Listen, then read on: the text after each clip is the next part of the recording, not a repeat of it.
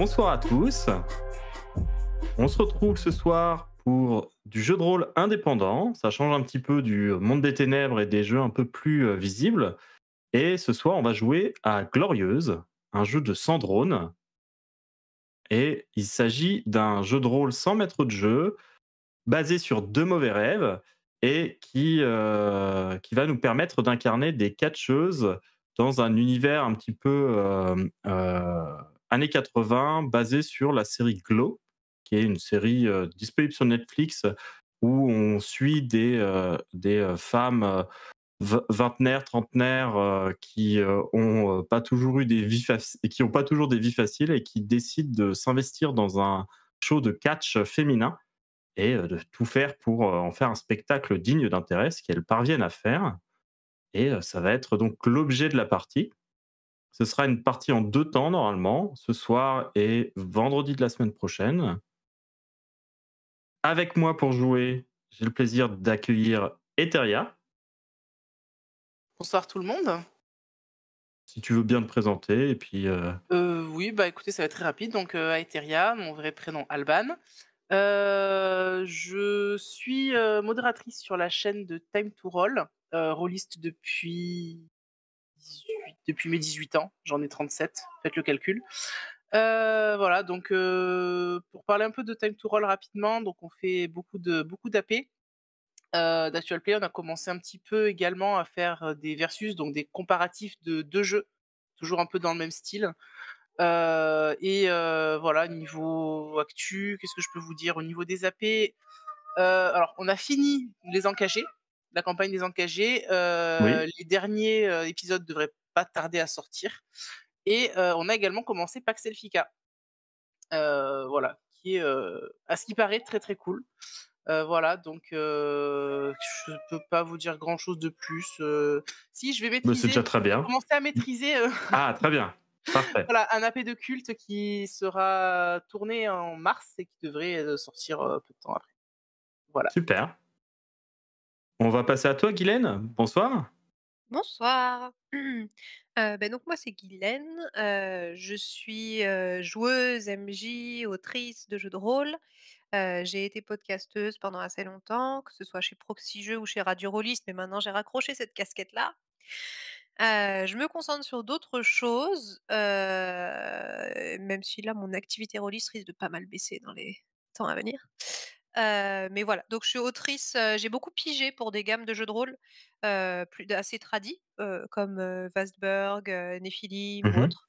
Et là, en ce moment, je pige aussi, mais plutôt, pour, des jeux indés, divers et variés, donc que ce soit, Explorateur de Bruine, de Vivien Très bien, Féasson, récemment excellent Aventure jeu. à Plume de Côme Martin Ah super! ou Dominion de Kellren, par exemple.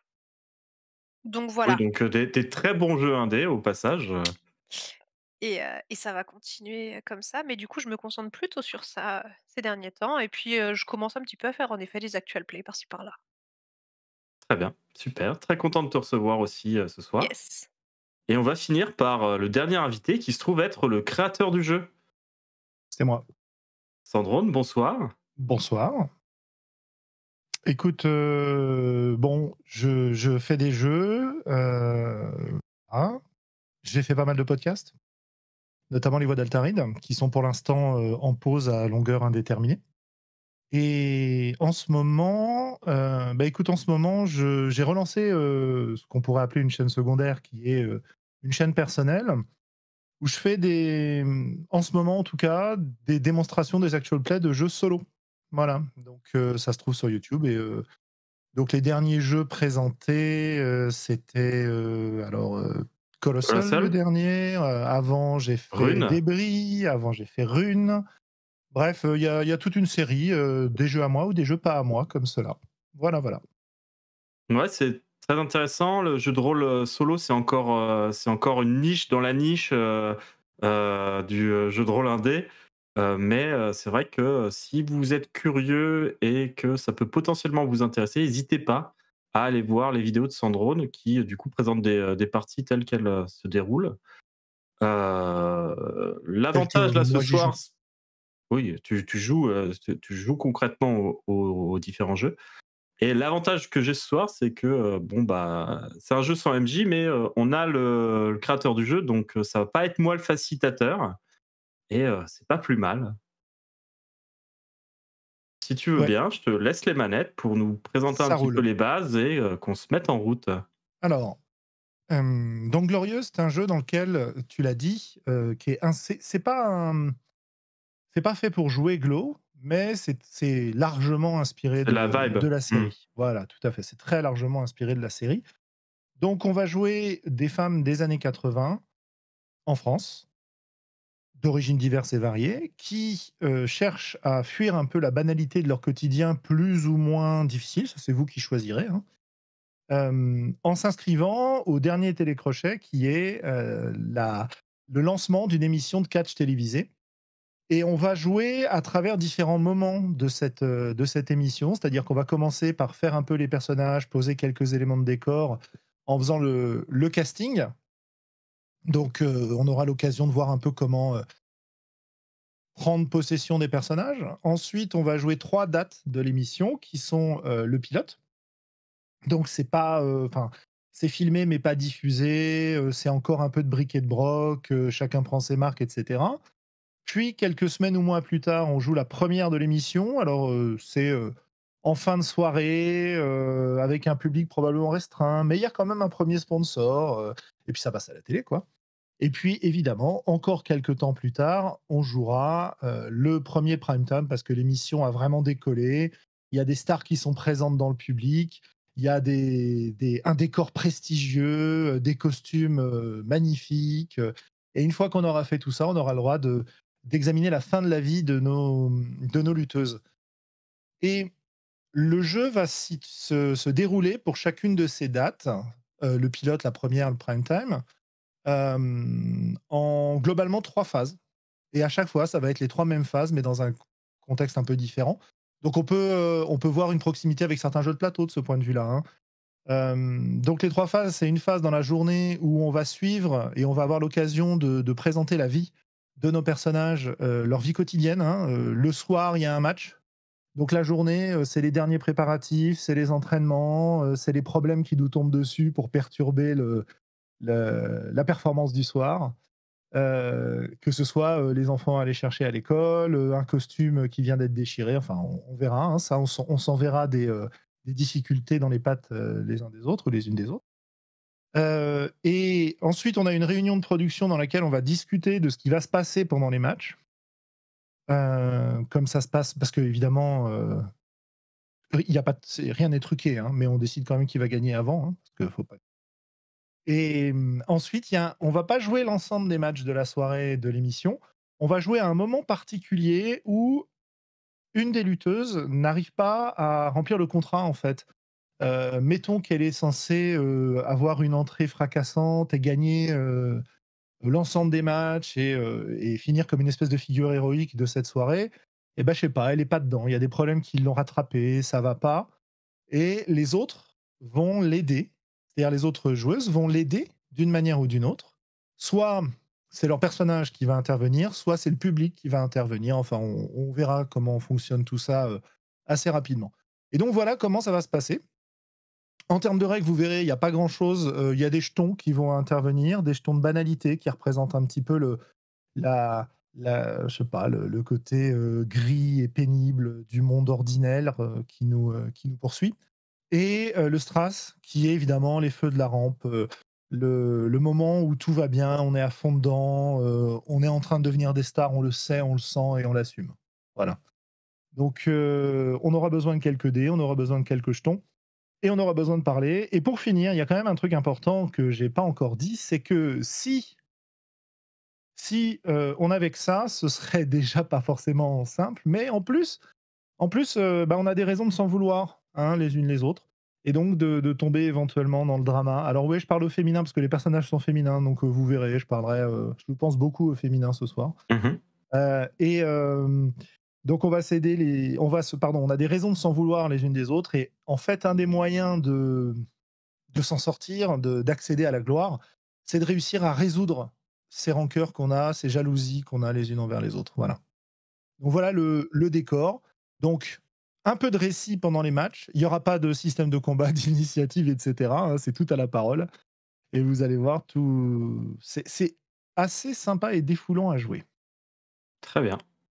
Donc, est-ce que ça vous va? Est-ce que Ouais, nickel, moi j'ai hâte de ouais, commencer, de tester. ça roule. Eh bah, écoutez, première chose à faire, on va commencer à poser un peu le décor. Alors, j'ai pris le pour rien vous cacher, ça fait, assez longtemps que j'ai pas organisé de partie, de Glorieuses.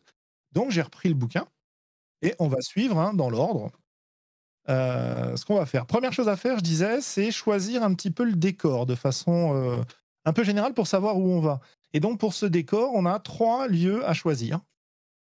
Heu, donc le lieu dans lequel est enregistré, le pilote, la première et le prime time. Sachant qu'on a un quatrième lieu, c'est le lieu dans lequel on va organiser notre casting au départ, qui est encore plus, pourri. En général, la façon dont on fait les choses, c'est que pour le casting, c'est une salle locale qui a été louée, donc ça peut être, un gymnase, d'une école à côté, ça peut être, la halle du marché, qui sent encore un peu le poisson, au moment où le marché y est pas. Ça peut être un vieux hangar dans la zone industrielle, ce genre de choses. Le pilote, là, on a un petit peu de budget, donc ça peut être la salle de spectacle d'un village, proche de la grande ville dans laquelle on est. On pourra définir où on est d'ailleurs, hein, si vous avez des idées, des envies. La première, là, il y a carrément des vrais moyens, c'est-à-dire qu'il y a vraiment, c'est un studio, c'est un lieu qui peut accueillir du public. Alors j'avais mis quelques exemples, comme ça je vais pas me le faire de tête. C'est toujours bien d'avoir des exemples. Donc le pilote, j'avais mis la MJC Yuri Gagarin, la salle des fêtes de Noisy-le-Grand, un hangar de la Sopromer, prêté pour l'occasion, le gymnase du lycée Malraux. Ensuite, pour le second lieu, j'ai mis une salle de spectacle en rénovation, la patinoire de Meudon, ça c'est à côté de chez moi, le chapiteau d'un cirque en hivernage, la place centrale de la foire aux oignons de Tréguézec. Voilà. Et puis, le dernier lieu, évidemment, là, les producteurs ont vraiment mis les moyens. On attend beaucoup de retours publicitaires de l'émission, etc. Donc, ça peut être l'Olympia, le Palais des Sports d'une grande ville, la cour du château de Volvicomte, Fort Boyard, la Cité des Congrès, une péniche sur la Seine. Enfin, laissons éclater notre imagination. Voilà, voilà. Alors, je ne sais pas si vous avez des idées, des envies. Qu'on se note ça dans notre, petit programme, comme ça on sait Mmh. où vont se passer les choses. Alors, il y a pas besoin d'y passer 3 heures, il y a pas de conséquences particulières. C'est vraiment juste pour se poser, quoi. Avez-vous des idées? Ou des envies? Moi, je serais partant pour que ça soit en région parisienne déjà. Ouais, OK. Déjà, de base. Ça me va aussi. OK.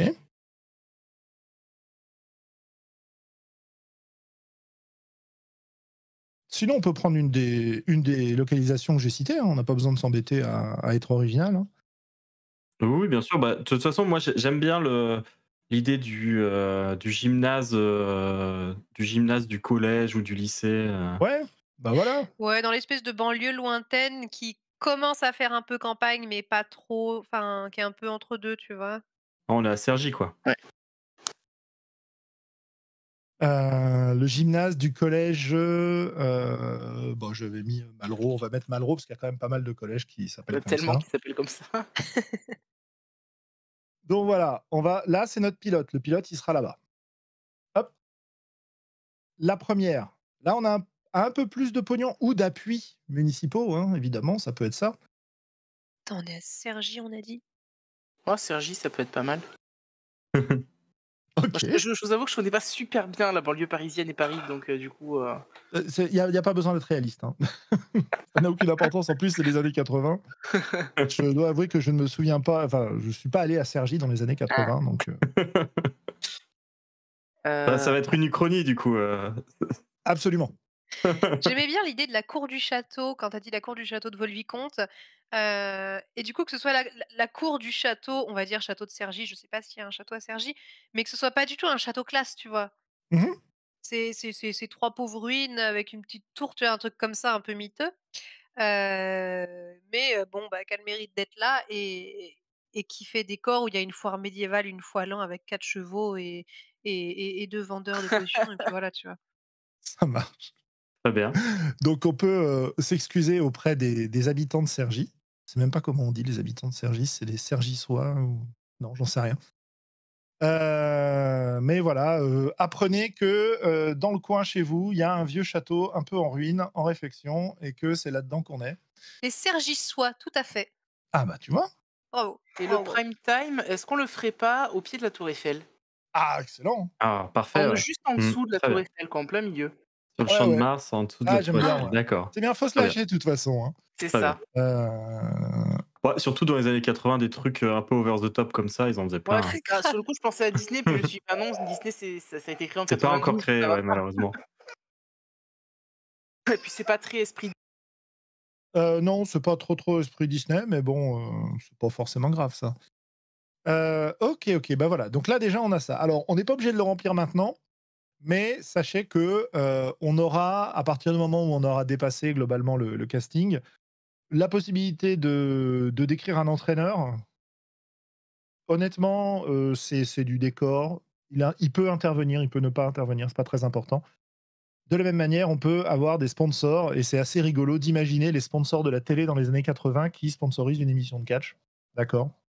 Donc je te laisserai, Pour libre l'entraîneur, on cours, décide tout de suite ou c'est pour non, non, non, il enfin, y a pas besoin de décider tout de suite. Disons que parce que la case j'ai est une là, petite idée qui me trouve que je trouve marrant, ça pourrait être un ancien médaillé de lutte, mais tu sais, de lutte, olympique. ouais, Donc un type plutôt baraque, qui a eu sa petite gloire, mais maintenant il y a quelques années et en plus, déjà à l'époque, c'est pas quelque chose dont on pouvait trop en vivre et qui se reconvertit un peu là-dedans, mais lui, il est vraiment, ultra technique et c'est un peu bizarre pour lui encore de passer dans l'aspect, spectacle, on va dire. ouais. Je vais donner un nom. Très bien. nickel. Donc on a dit ancien lutteur olympique. Mmh. OK, Accro à la parfait. clope. Ah ouais. C'est pas très sportif tout ça, hein. Bah, ancien, hein? Et les Ancien, retraités, C'est vrai, ancien. de la c'est vrai. lutte, Eh oui, nous sommes dans les années 80, Exactement, on avait le droit de fumer à l'écran, à cette époque-là. voire à et dans l'école, les stades. Voire à l'école, et dans les stades. c'est vrai. Ça roule. Voilà, donc voilà un petit peu, pour nous donner un petit peu un ouais, c'est ça, sentir un peu où on va, où on est et cetera. Ensuite, on va pouvoir parler des personnages. Alors, pour les personnages, on va avoir, une identité, normale et une identité sur le ring. Donc ce qu'on doit choisir, c'est un nom pour notre catcheuse, pour notre lutteuse. Qu'est-ce qu'elle faisait de sa vie avant l'émission? C'est son métier et qu'elle exerce probablement toujours, sauf peut-être quand on s'approche du prime time, ça on verra bien. Sur le ring, quel personnage elle adopte? Et puis, quelle est sa marque de fabrique, ce qui fait réagir son public, sa signature en quelque sorte? Et enfin, quelle rancœur entretient-elle envers une autre catcheuse? Mmh. Alors moi, j'ai déjà réfléchi à ça, donc je sais pas Eh si je bah, peux déjà d'ores et n'hésite déjà pas, te le ouais, ouais. donner. Donc mon personnage s'appelle Rosita Suarez. Mmh. Elle est, espagnole, immigrée en France, depuis quelques années maintenant. Elle est serveuse dans un restaurant, espagnol, dans la banlieue parisienne, proche du centre assez proche du centre-ville. Son alter ego, s'appelle El Águila Roja, l'aigle rouge et c'est une luchadora mexicaine. Je pense que c'est pas mal comme signature, effectivement. Voilà, effectivement et du coup, sa signa enfin, on va dire son signature move, si elle peut en avoir son Bien finish, sûr. c'est, l'envol de l'aigle où en fait, quand les gens commencent à la voir monter sur la troisième corde, là, ça enflamme la foule parce qu'on la voit ensuite s'envoler tel un aigle pour fondre sur sa proie. Excellent, excellent. Moi, je sais qu'elle s'appelle Sophie Morel. Euh, que elle est pharmacienne. Enfin, ouais, pharmacienne. Elle n'est pas juste vendeuse en officine. Elle a un diplôme de pharmacie. Elle dirige sa pharmacie, etc. Je ne sais pas si elle en est propriétaire. Sur le ring, le personnage qu'elle va incarner, bah écoutez,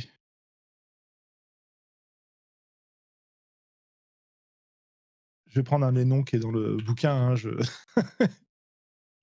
Par contre, est-ce que vous pourriez donner l'âge de vos persos Ouais, bien sûr. Oui. Bien sûr. pour visualiser Moi, elle a 33 ans. Ok. Bah, je pense qu'elle en a 45. Ok. Et donc, son personnage sur le ring, c'est Léonie du Béton. Donc, blouson noir, cheveux gominés, avec des faux tatouages, jean déchiré, bracelet à clous. Voilà, une espèce d'apparence très loupard, un peu presque dans le travestissement, en fait. Voilà. Elle a pas grand-chose de féminin mis en avant dans ses vêtements et dans la façon d'être de ce personnage. Ce qui est, vous le verrez, un contraste important avec qui elle est dans la vie. Je pense que sa signature, c'est le moment où elle se penche hors du ring pour récupérer une batte de baseball pour tabasser les gens. Voilà. Et ensuite, on parlera des rancœurs une fois qu'on connaîtra les personnages. Et évidemment, si vous avez besoin d'inspiration, j'ai des exemples dans le bouquin que je peux vous lire avec plaisir. Moi, je crois que ma lutteuse s'appelle Véronique. Ça, c'est sûr. Je sais Parce qu'elle pas. fait du fitness. Je crois pas si bien dire. Véronique, elle est femme au foyer. En fait, Véronique, elle est femme au foyer, et puis bah là, les enfants commencent à grandir, ils commencent à devenir ados, donc en fait, bah, il faut qu'elle se trouve une occupation. Alors, bah, elle a commencé à faire du sport, elle a fait de l'aérobic, elle a fait des loisirs, des choses comme ça, elle s'est inscrite à des cours de sport. Elle s'est demandé à un moment: «Est-ce que je retourne travailler ou pas?» Et puis elle a vu cette annonce pour faire du catch. Alors elle a commencé à faire du catch, mais surtout ce qu'elle avait commencé à faire avant, c'était du roller. Ah ah! Trop bien. Et elle allait au skating, tu vois? Et elle fait à faire des figures et tout, du patin à roulettes et tout. Donc sa lutteuse, son alter ego, faut qu'on lui trouve un nom à roulettes, tu vois? Roller girl, c'est un peu trop, évident, C'est un peu trop évident. mais un truc du genre, tu vois? Mmh. Bah, écoute, dans les noms que j'ai, dans le bouquin, j'ai Betty Sauvage. Je trouve que ça c'est pas trop mal. En tout cas, moi, ça me paraît sympa. Il y en a un que tu vas reconnaître, c'est Ida Jerrycan. On va peut-être pas le réutiliser ce soir. Patinette, on dit dans le chat. C'est pas mal ça. Patinette, c'est pas mal Patinette. Ça fait penser à Fantomette. Et justement, alors à ce moment-là, patinette, et du coup, elle a un look mi, patinage artistique, tu vois? Mi Fantomette. Donc, body à strass à paillettes, mais masque rose flashy strass. Elle a une petite cape pour Ah bah, faire forcément. Fantomette, tu vois? Voilà. Ouais, on va faire ça. Et tac, tac, tac, son signature move, évidemment, elle est sur le ring avec ses patins, évidemment. Son Évidemment. s Bon courage. son Peut-être pas tout le temps, tu vois? Peut-être qu'au bout d'un moment, elle les met au milieu du match, quelque chose comme ça, tu vois? Et elle fait la toupie. Son signature move, c'est quand elle commence, ça s'appelle la toupie, et on verra ce que ça donne précisément. Exactement. Alors, pour ma part, j'ai appelé mon personnage Marie-Cécile Kléber, 26 ans. Son métier dans la vie de tous les jours, c'est juriste dans un cabinet d'avocats à Paris, euh, avec principalement des avocats très imbus d'eux-mêmes et absolument affreux avec elle. Du coup, elle a cherché une activité pour se défouler et elle est tombée par hasard sur cette annonce et elle est partie là-dessus. Elle s'est dit que ça pouvait peut-être être, l'occasion. Son pseudonyme, de catcheuse, c'est Justicia. Elle porte une, tenue d'avocat quand elle arrive elle porte une tenue de juge quand elle arrive, sur scène et après avoir énoncé la sentence, elle se défait de la robe de juge pour révéler une parfaite tenue de cuir, style policier pour appliquer la sentence.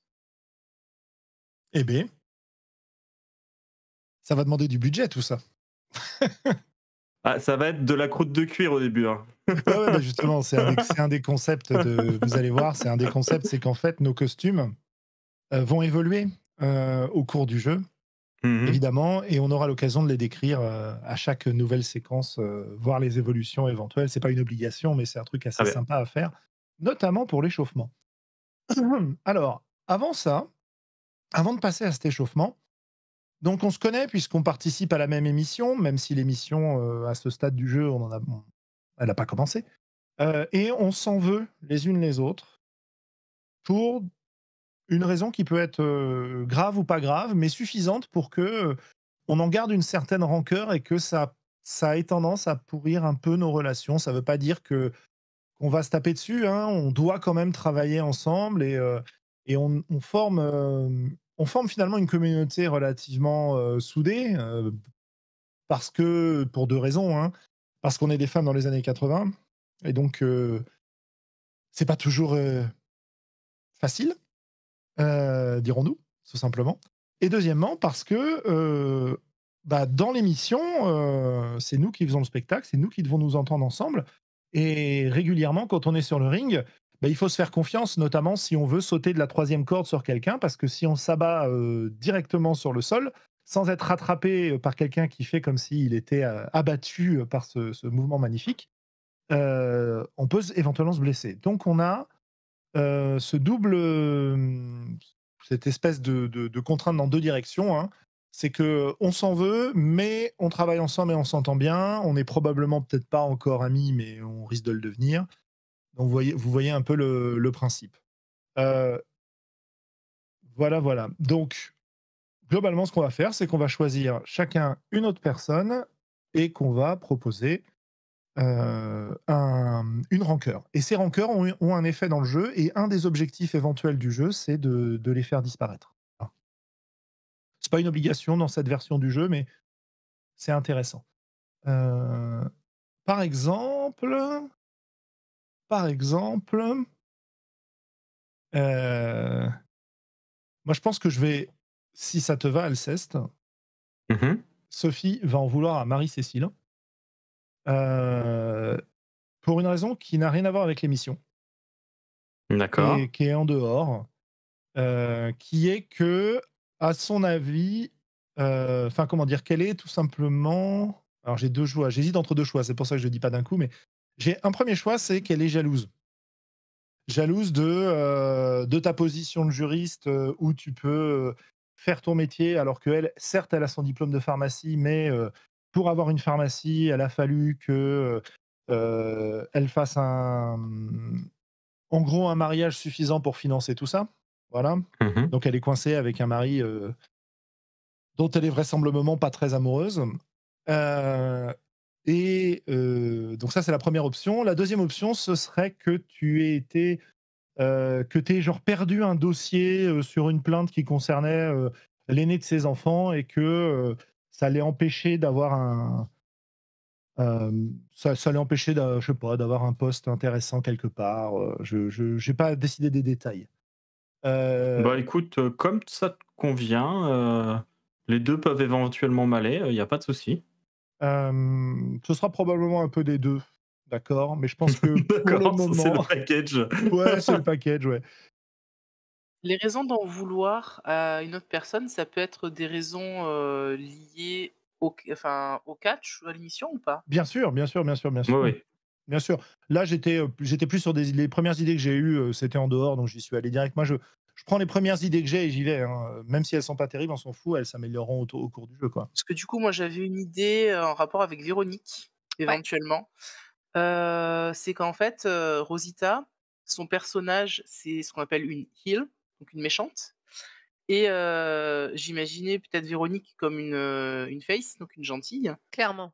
et du coup, bah, Rosita, en fait, elle aurait bien aimé être une gentille, mais par rapport à son Mmh. physique, parce que je vous l'ai pas décrite, mais Rosita, elle est plutôt baraquée, assez grande, très carrée, très musculeuse même, parce qu'elle a grandi dans une ferme, donc elle faisait beaucoup de travail de ferme et cetera.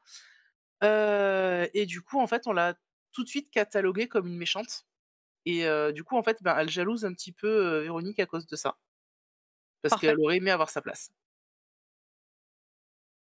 Du coup, moi, pour que ça fasse un peu la boucle, j'ai une idée par rapport à Rosita. Mmh. Marie-Cécile, elle a du mal un petit peu avec Rosita parce que si ça te convient, Eteria, aux entraînements, elle est un peu trop intense et elle lui a déjà assez souvent fait mal, Ah, c'est possible. alors que voilà, c'est l'entraînement en Oui, plus. oui. Normalement, on est censé y aller mollo et Marie-Cécile, elle est pas là pour se blesser, hein. Non, non, mais Rosita, elle est brute de décoffrage, donc c'est totalement possible. Il y a pas de souci, ça me va. Il y en a une de vous, choisissez laquelle. Enfin, je vous laisse dire. Je suis sûre qu'elle se tape l'entraîneur. C'est peut-être pas vrai, hein. C'est aucun problème pour que ce soit pas vrai. Mais du coup, ou alors, genre, elle est pistonnée, tu vois? Il y en a une d'entre vous, je pense qu'elle est pistonnée, qu'elle a pas sa place ici. Plus on va rester comme ça, ce sera plus vague et on pourra définir en partie. Heu, Je précise un truc avant de choisir, la rancœur, ça affecte la personne qui entretient cette rancœur, pas la personne qui est la cible de la OK, rancœur. Voilà. d'accord. Donc si une personne a plusieurs rancœurs, enfin C'est pas subit gênant, plusieurs rancœurs, au niveau mécanique, c'est pas gênant. c'est pas gênant. Heu, Moi, ça me va, hein, si tu veux, non, mais je pense que c'est Marie-Cécile, là, avec tout son délire de juge et oui, moi je suis juriste, nanani nanana. Ça sent le piston.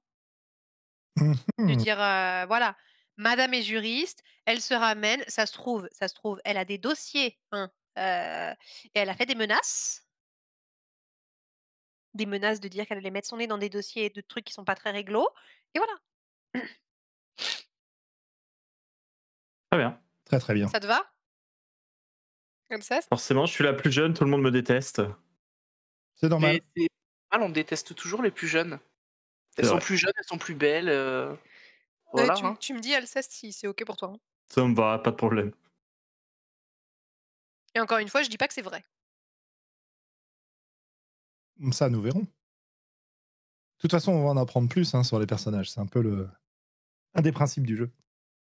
Hem, Bah, écoutez, c'est pas mal. On va pouvoir, passer à l'échauffement.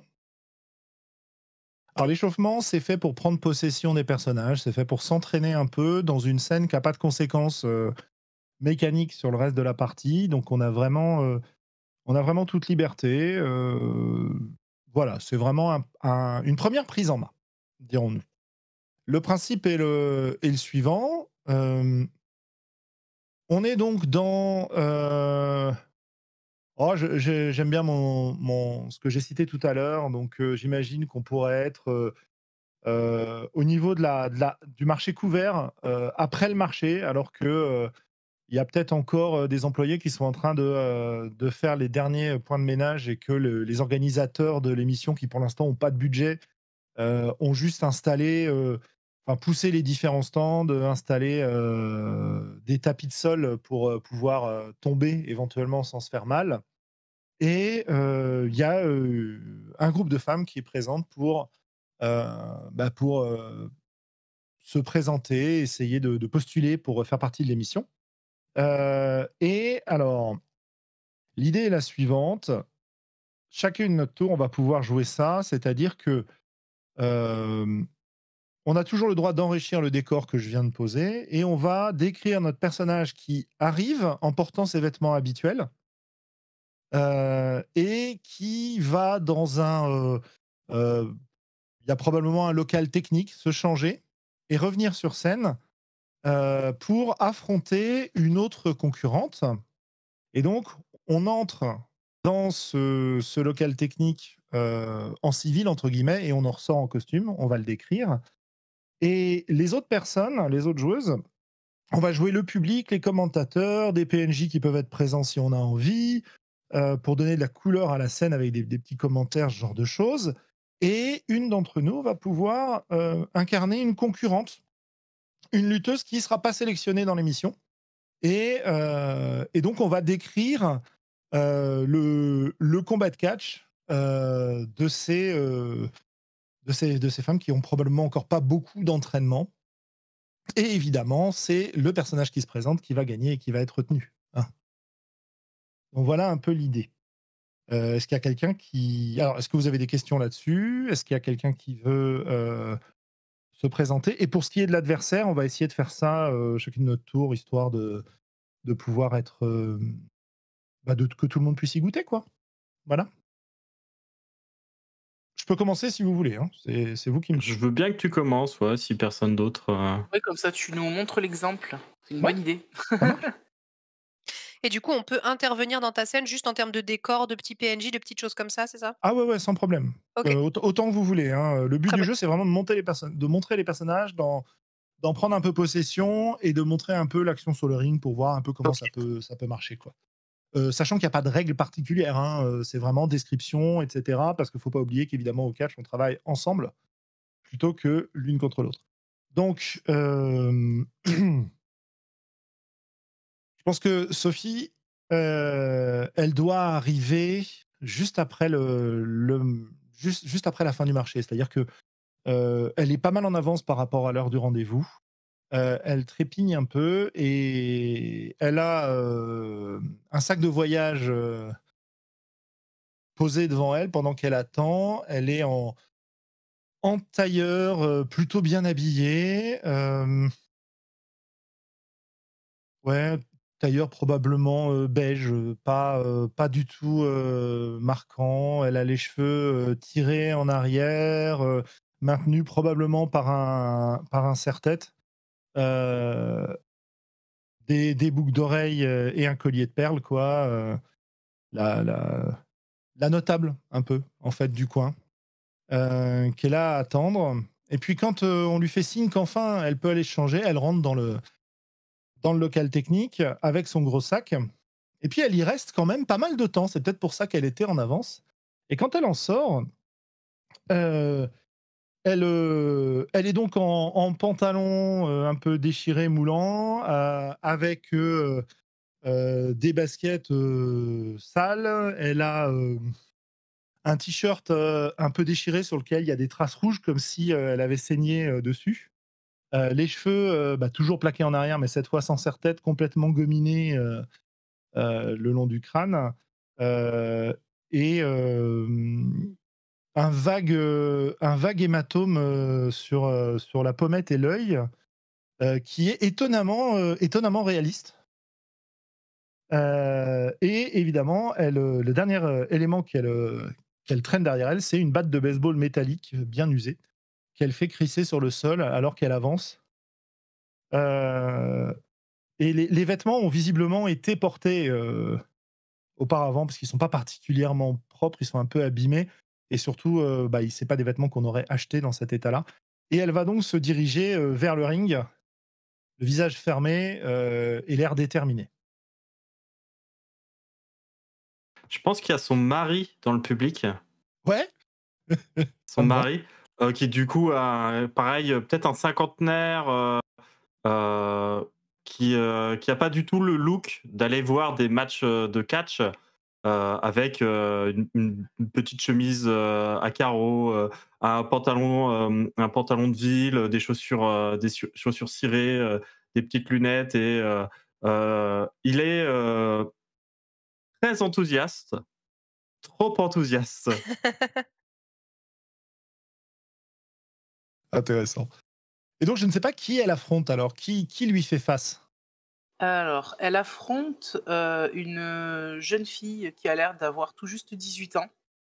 Petite blondinette, les cheveux, lâchés et bouclant librement, sur ses épaules en cascade, qui porte une petite jupe, assez courte d'ailleurs, un petit peu plissée, et un petit débardeur, blanc également, qui monte sur le ring. Elle a des chaussures un peu comme les baskets montantes à la mode dans les années 80.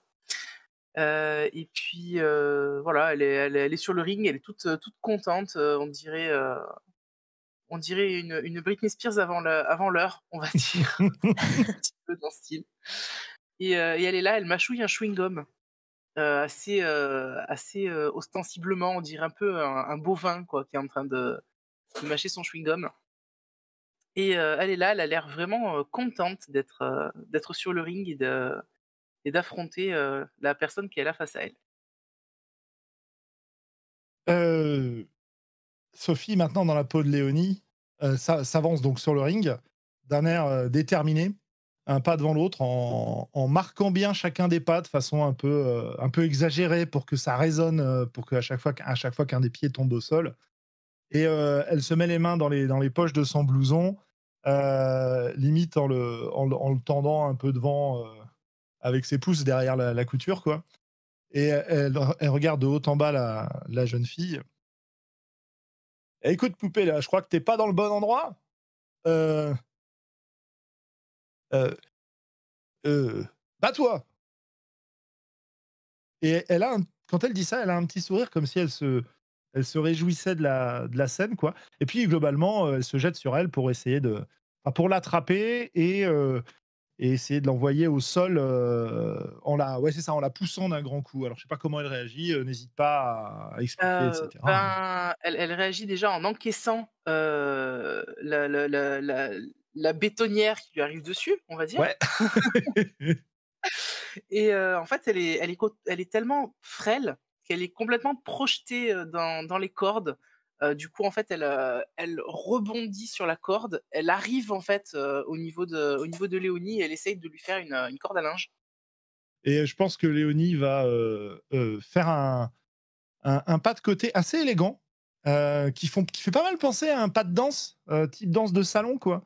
Et elle va en fait attraper son bras pour, la reprojeter dans les cordes de l'autre côté et lui donner encore plus d'élan pour essayer elle aussi justement peut-être de la jeter hors du ring ou, quelque chose comme ça, quoi. Voilà. Heu, du coup, en fait, elle s'attendait pas du tout à pas arriver, en fait, à placer sa corde à linge. Du coup, elle se laisse attraper et elle essaye de se débattre un petit peu quand Léonie essaye de la projeter. Et malheureusement, elle a absolument, aucune force et elle se laisse projeter par-dessus la corde, hors du ring sans aucun problème. Elle s'écrase sur les espèces de tapis, de sol qu'ils avaient mis pour protéger un petit peu. Et elle va mettre un petit peu de temps avant de se relever, mais quand elle va finir par se relever, elle va se tenir un petit peu: «Ah, j'ai mal, tu méchante!» Eh bah, que je t'y reprenne plus! Mmh. Heu, Va-t'en! Et puis après elle prend Mmh. une Sophie prend une voix un peu plus, un peu moins forcée, en fait. «Bon, ça va j'espère, hein, mais bah, passe à la pharmacie, je te passerai une pommade, hein, parce que là, ça a pas l'air beau cet hématome». Non, ça fait mal, merci. «Ouais, mais c'est rien de grave, t'inquiète pas». Puis après elle relève les bras, elle fait: «Ouais! C'est j'ai gagné!» Puis elle Ah, regarde puis son là, le mari. mari, Ouais. le mari, il est en furie, il est là: «Ah ouais, Léonie, Léonie, Lé» Et ah et c'est le seul qui crie dans la pièce, je pense. Les gars du marché qui étaient en train de ranger leur bazar et qui, en fait, sont restés du coup pour regarder. Alors du coup, ils sont tous un peu, un peu, voilà, ils ont leur journée de travail derrière eux, quoi. Ils sont un peu, intéressés, puis tu vois qu'ils sont un peu curieux, qu'ils sont un peu amusés, qu'ils ont un petit sourire sympathique, quoi, pour la scène, sans être clairement autant à fond que le mari de Léo. Donc, Sophie fait un salut tout à fait conventionnel et très théâtral. Un salut d'actrice à la foule, et puis descend et va remplir les papiers que les assistants du producteur lui mettent à sa disposition. Je sais pas qui veut enchaîner. Bah, je veux bien, je veux bien. Marie-Cécile, elle arrive, elle est, en tailleur avec une tenue très professionnelle, des talons et les cheveux, noués à l'arrière, très proprement. Vraiment, elle a l'air, d'une, personne, très stricte et très propre sur elle. Visiblement, c'est, assez, attendu dans son cabinet d'avocat où elle est juriste, d'avoir une tenue, de ce genre-là. Elle, c'est pas trop son truc et elle se sent pas forcément très à l'aise, là-dedans, ça fait que quelques temps qu'elle travaille, dans ce milieu-là et ça lui plaît pas forcément beaucoup. D'ailleurs, les talons, c'est vraiment pas fait pour elle et on peut la voir trébucher, 1 ou 2 fois sur le chemin, des vestiaires, notamment à cause de tous les trucs qui traînent par terre, à l'extérieur, sur la place du marché, à cause, de celui-ci. Quand elle rejoint le gymnase et qu'elle va se changer, elle ressort avec une espèce de longue robe noire,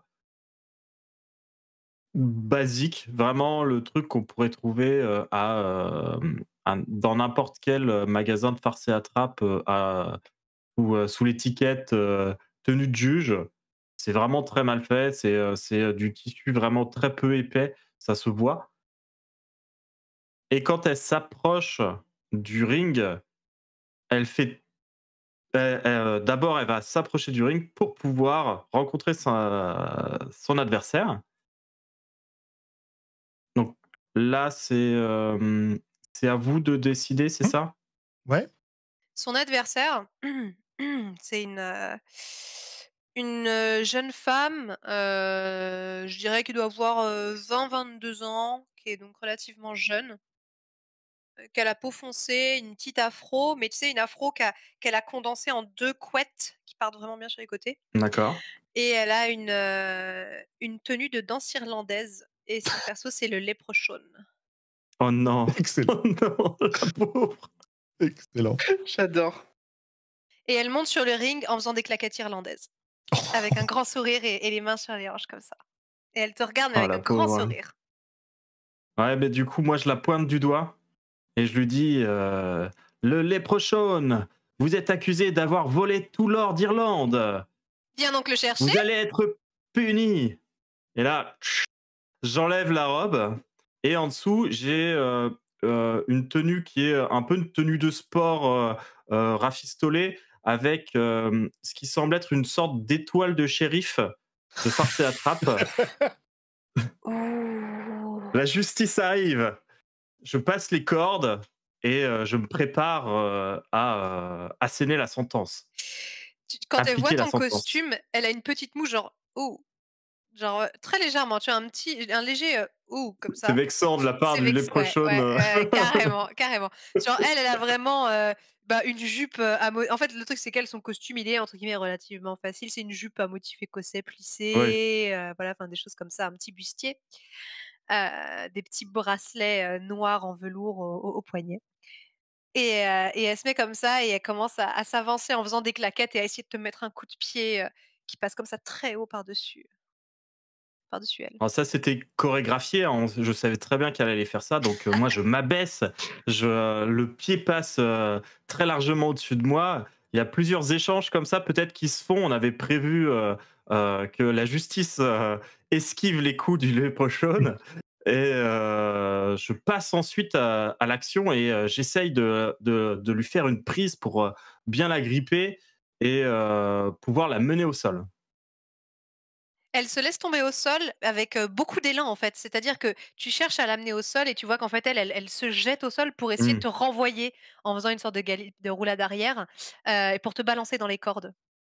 Ouais, bah, moi du coup, je suis obligé de faire une roulade et je m'affale sur le dos, à mon tour avant du coup d'être à sa merci quelques instants. Et au moment où du coup, t'es un peu où tu reviens, tu vois? Au moment où tu es dans les cordes et tu es en train de revenir, elle met la main dans une poche et elle sort de la poudre, dorée, genre des paillettes, tu vois? Enfin, un truc comme ça, qu'elle te balance aux yeux. Je suis complètement aveuglé, je n'arrive plus à voir où elle est. Alors je donne des coups un peu à l'aveuglette pour essayer de l'attraper, de la gripper. Elle parade comme ça, elle fait la belle, tu genre, un peu trop en terrain conquis, quoi. Elle a un peu trop la confiance. Et dans le public, ça crie «Eh, c'était mon or, madame la juge!»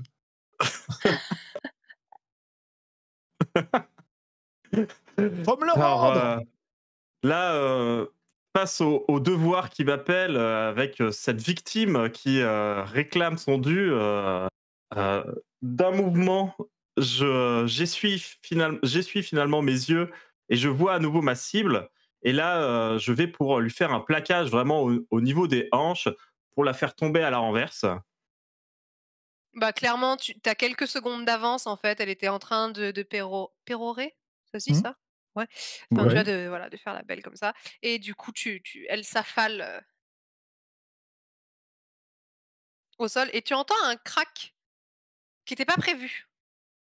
Oups. Alors, une fois qu'on est toutes les 2 au sol, là, j'ai les yeux qui partent dans tous les sens. Ça va, ça va? Ça va aller, ouais, ça va aller. Continue, continue, continue. Tu sûr, tu sûr? J'ai C'était pas entendu un un gros gros crack là. c'était pas un gros enfin, tu vois, c'était pas genre j'ai cassé un Ouais, os, c'était, ouais. juste: «Oh!» ça Je me relève, je suis un peu palote. J'ai un sourire un petit peu crispé, je vais lever les bras et dire, «La justice l'emporte toujours!» Ouais, et Ouais! elle essaye de se relever et tu vois qu'en fait sa Bordage! cheville, elle a du mal à s'appuyer sur sa cheville et elle fait: «Ah! Je reviendrai voler votre or! Vous, de toute façon, les juges, vous êtes tous pourris!» et elle sort du ring un peu penaude,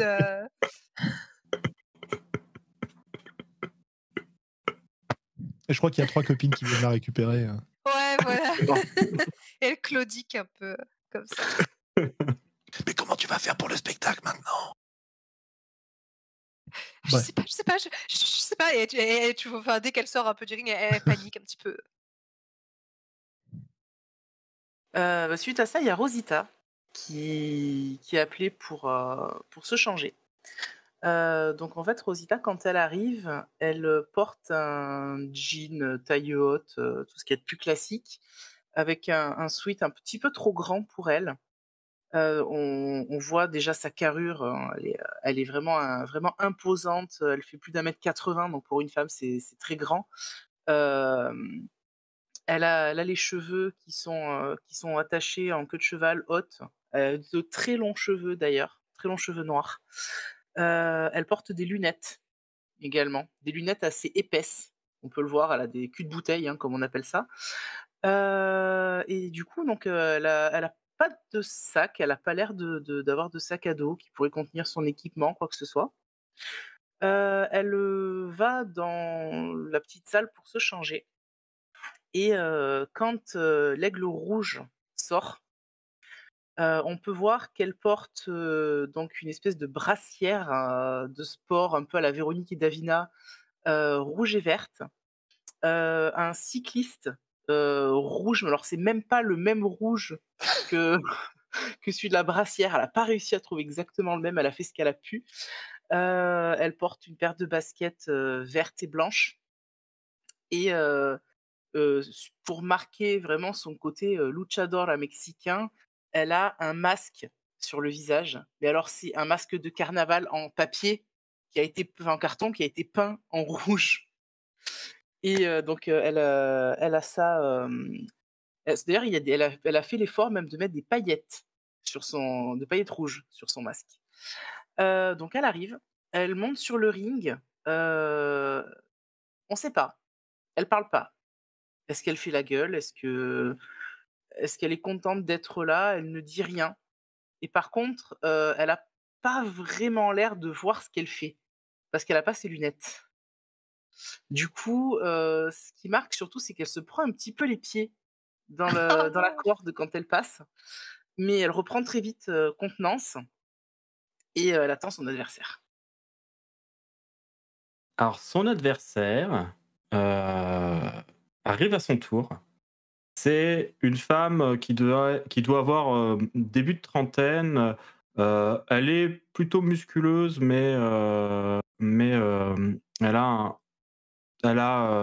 un physique quand même assez carré. C'est sa tenue qui surprend peut-être le plus. Elle a une sorte de pagne en en tissu qui est censé représenter un peu une tenue d'homme préhistorique. D'ailleurs, elle arrive avec une espèce de massue gonflable. Elle a aussi un haut de bikini vert motif palmier. Et voici la sauvageonne qui fait son entrée. Bien sûr, elle ne s'exprime pas en mots. Elle est obligée de faire des espèces de bruits d'animaux pour s'exprimer. Et elle passe les cordes du ring, puis tape un petit peu partout autour d'elle avec sa matraque, sa massue avant de la jeter derrière et de s'apprêter au combat. En voyant, enfin en devinant à peu près la silhouette de la sauvageonne, l'aigle rouge va s'avancer sans un mot, lentement, un peu comme un tueur dans ces films d'horreur qui commencent à émerger un petit peu. Et elle va directement en fait essayer d'attraper à bras le corps son adversaire pour la soulever au-dessus de sa tête, comme ça, essayer de la projeter en avant sur le sol du ring. C'est ce qui était prévu, donc elle s'avance et elle met peut-être un petit sursaut des pieds pour pouvoir t'aider à la soulever d'un coup, parce que c'est quand même pas évident. Elle pèse son poids tout de même. Par contre, ce qui était pas prévu, c'est que elle se sente pas forcément très bien comme ça, soulevée à bout de bras au-dessus de ta tête, et en se secouant un petit peu sans faire exprès, elle te met un coup de genou dans le nez. Et du coup, je la projette plus fort que prévu. C'est-à-dire que au lieu qu'elle tombe juste devant moi, je l'envoie vraiment, parce que j'ai pas mal de force moi aussi. Et du coup, je l'envoie vraiment plus loin et plus fort que ce qui était prévu dans le script. Du coup, il se peut qu'elle se fasse un petit peu mal dans la chute. Je pense que même, du coup, ça l'énerve parce que peut-être que elle apprécie pas spécialement que l'aigle rouge se défoule, et elle va partir complètement hors du script et pas du tout faire ce qui était prévu, en essayant de l'attraper au niveau des jambes pour la faire tomber, alors que c'est pas ça qui avait été prévu à l'origine. Et elle l'attrape au niveau des jambes, elle essaye. Sauf que l'aigle est étonnamment ancré au sol pour un oiseau. Et du coup, bah, en fait, elle est comme ça, elle fait ça se soulève pas. Du coup, ce que l'aigle fait, c'est qu'elle en profite. Elle essaie de l'attraper un peu à bras le corps par la taille, et en fait, elle va la soulever et partir en arrière sur une German suplex qui n'était pas du tout prévue à la base, et qu'en fait, elle a totalement improvisé parce qu'elle regarde des matchs de catch dans la vie de tous les jours. Donc elle sait un peu comment ça se passe. Et du coup, la sauvageonne, en fait, se prend une souplex. La sauvageonne ne bouge plus. D'ailleurs, l'arbitre va venir voir si elle est encore en vie. Et ça, Et, il y a beaucoup d'exclamations peinées dans le public. Aïe, aïe.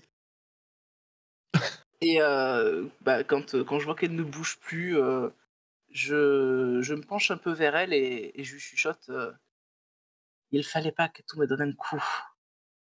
La prochaine fois, retiens-toi. Et je oh, me je suis pas sûr relève. qu'elle t'entende. Qu'elle Elle m'entende est pas, plus elle l'aura, consciente. le truc, elle le saura. Et je me relève et toujours sans parler au public, sans regarder le public, je ressors et je repars me changer. Et après, tu t'étonnes que t'as fini par être une heal. Ouais, c'est clair.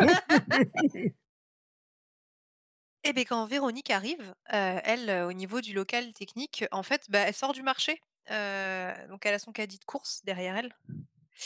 On voit des poireaux qui dépassent, des choses comme ça.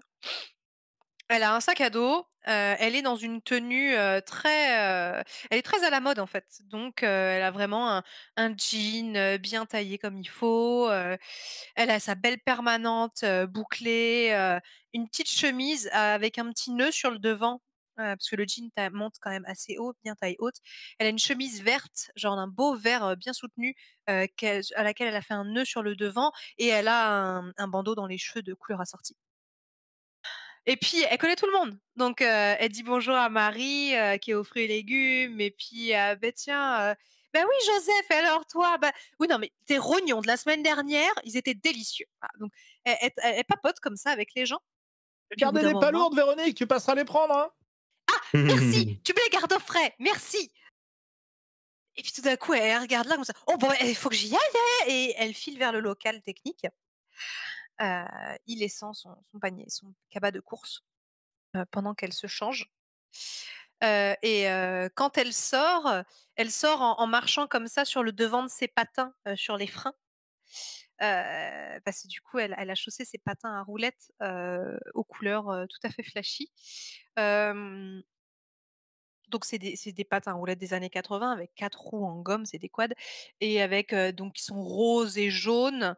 Globalement les couleurs c'est rose et jaune, hein. On a gardé le jaune de Fantomette, et elle a donc, un juste au corps rose à paillettes, des collants normaux en dessous, qui ont pas l'air très confortables d'ailleurs. Elle a, un masque, rose qui est en carton ou en papier mâché et qu'elle a globalement enduit de, vous savez les petits, enfin je sais pas si vous savez, les petits tubes de colle à paillettes? Oui, je Ah vois. oui. Mhm. Voilà. Ah Et oui. enduit avec ça et quelques gommettes d'étoiles jaunes, sans doute. Ah, la grande classe. Quelque chose comme ça. Un bandeau rose dans les cheveux quand même. Elle a des longs cheveux bouclés, un peu châtains, voilà, et une cape, qu'elle a nouée autour de son cou vraiment, avec un nœud, dégueulasse, qui est très clairement, un ancien drap de lit d'enfant. Très clairement. Bah, sur la scène, il y a personne Et et du coup, en attendant son adversaire, elle fait des tours de scène en roller, en prenant la pause, en essayant de jouer avec le public, d'interagir avec le public, mais honnêtement, ça c'est un peu pathétique, mais voilà. tu as un corps de chasse qui résonne, qui sonne la chasse, justement, Elle qui sonne s'arrête comme l'assaut ça, elle fait et virevolter sa cape. et tu entends, le crépitement des sabots d'un cheval sur le, comme s'il y avait un cheval qui arrivait à l'extérieur. Alors, très, très clairement pour tout le monde, hein, ça vient d'une cassette, dans une sono, machin et cetera et tu Et vois noix de arriver coco, hein. ou les noix de coco Faut le mentir. et arrive une, bah, ouais, une jeune fille qui a peut-être, oh, qui est très jeune, hein, pas sûr qu'elle soit majeure, hein, et qui est habillée en grande tenue de cavalière, bottes de cuir, pantalon de cavalerie, la veste rouge, la bombe, cuir assortie et cetera, et qui arrive en battant une cravache, le long de sa jambe et qui se dirige comme ça très, d'un pas très droit, le dos très droit, vers la scène, enfin le ring et qui, voyant les cordes, lève un sourcil et là, il y a 2 personnes qui apparemment n'attendaient que ça, qui lui écartent les cordes pour qu'elle puisse passer. Elle se baisse à peine et elle te regarde, le nez un peu en l'air comme ça. «Eh bien, qu'avons-nous là?» Bah, si tu venu sans ton cheval, j'enlève mes patins alors.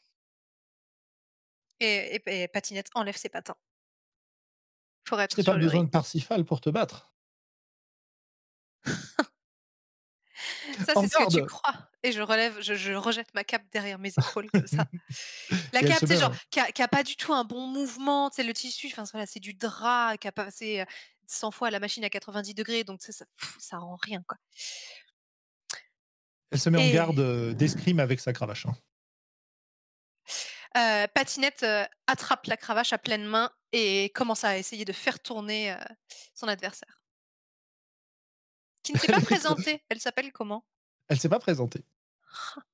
Et donc en la balançant, elle lui dit dis-moi ton nom avant de me mettre en garde comme ça et de m'insulter de la sorte. Euh, Jeanne-Laure. Jeanne-Laure. Je fais un Je ne peux petit pas te signe comme révéler ça. mon nom. Ma famille prendrait ta vie. Eh bien moi c'est Patinette et je suis ici pour te faire ta fête. Eh bien, essaye, Patinette. Ouais, Patinette, fais-lui sa fête. Et du coup, quand je me déplace sur le ring, j'essaye d'imiter les mouvements de patin à roulettes. Tu sais, genre avec les bras, tu vois, genre. Donc c'est un peu moche, mais il y a de l'idée, tu vois. Eh ben, ouais. Et du coup, je lui très... tourne autour. Je lui tourne pas mal autour, tu vois, pour la faire tourner un bourrique un peu.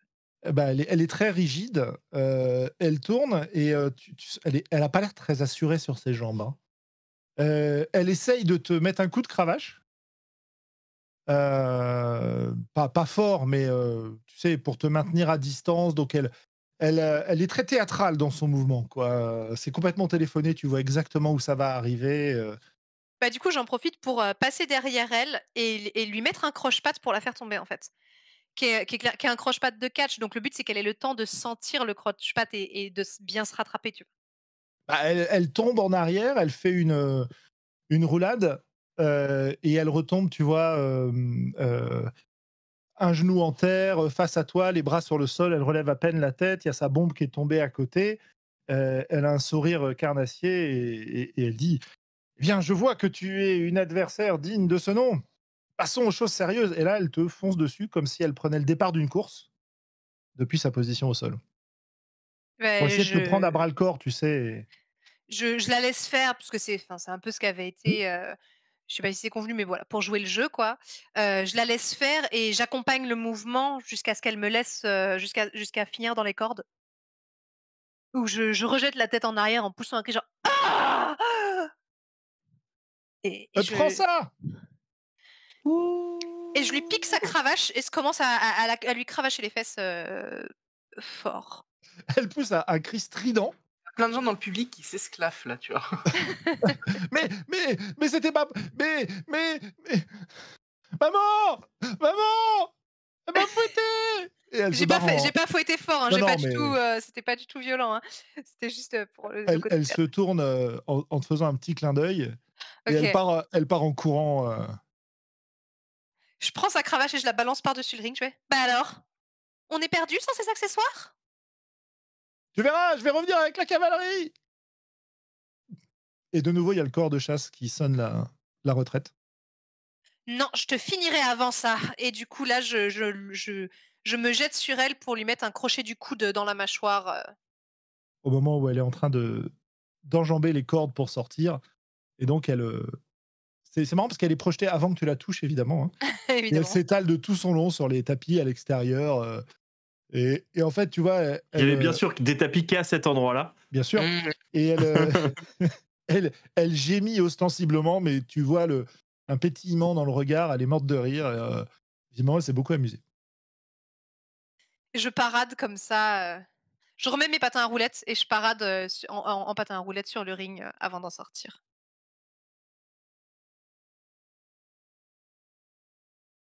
Le casting se termine. Vous avez été sélectionné. Et on va pouvoir avancer rapidement jusqu'à la journée du pilote de l'émission.